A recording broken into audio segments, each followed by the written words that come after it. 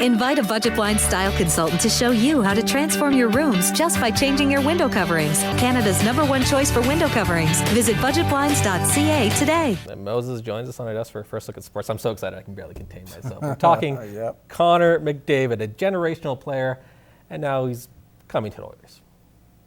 Wow, well, you know what? It's the 4th time in 6 years. It's the same song and dance. You know how I feel about this, Bart. Don't get me wrong. I like the Oilers. I especially like the fans.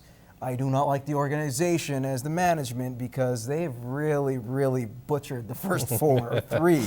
Can they do it the 4th? Well, who knows? But ultimately, hockey's next best thing will be playing north of the border. Newcap reports. And we have a winner. The first overall pick in the 2015 NHL draft belongs to the Edmonton Oilers. I think that minute where they're pulling out the cards, I think that was the fastest my heart's ever beaten. So it was for sure exciting. He's flashy, he's skilled, and he's expected to be the next Sidney Crosby, a generational player which saw NHL teams purposely tank in order to better their odds at getting the Erie Otter. Now this season, the forward potted 44 goals, 76 assists for 120 points in just 47 games. Not only Oiler fans are going to want to watch him, it's going to be all of the NHL is going to want to see this kid play in the NHL.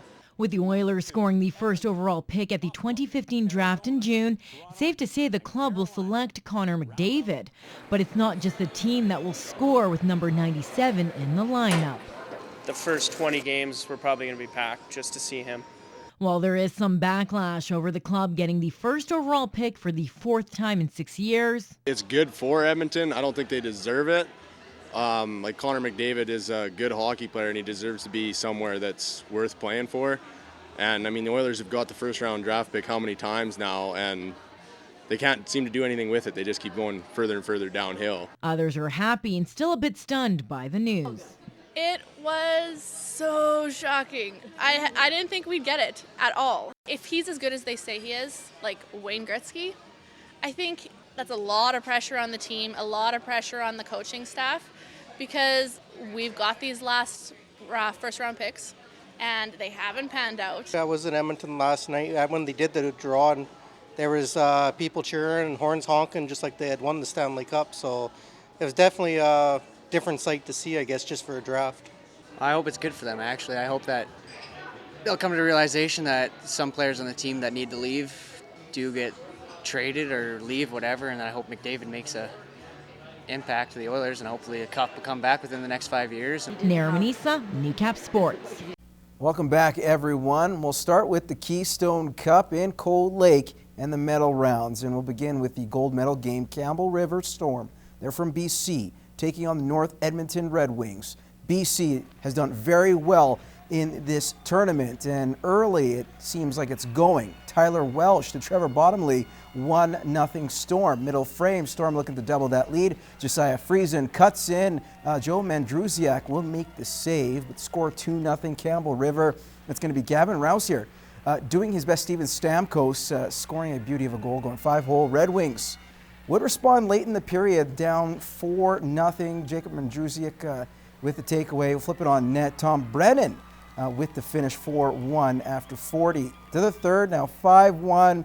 Lyle Smith, his first of 2 goals in the period, but it was really too little too late as Campbell River doubles up on Edmonton 6-3, and they are your Keystone Championship, or champions. The Storm's win marks the 7th time in 8 years that a team from BC has won the tournament. It's also the first time the Keystone Cup will go to those Campbell River Storm. Now we'll have reaction from Cold Lake and grab the winning head coach.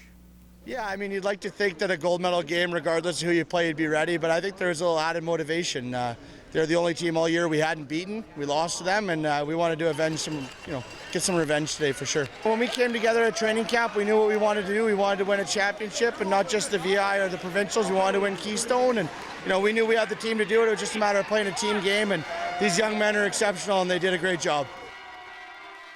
To the bronze medal contest now, the Saskatoon Quakers were taking on the Thunder Bay Hawks, and Quakers goalie Matt Richard was phenomenal in the game against Cold Lake, really putting an end to their tournament. He had a shutout against those certain ice Now in the bronze medal game, Hawks would strike first, though. Nick Duggan with the wrister. Quakers would answer back.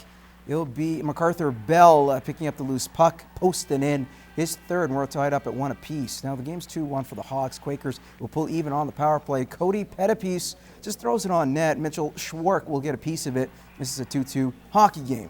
Now it was back and forth. Basically, Nick's goal wins in the first 20 minutes, or entire game really.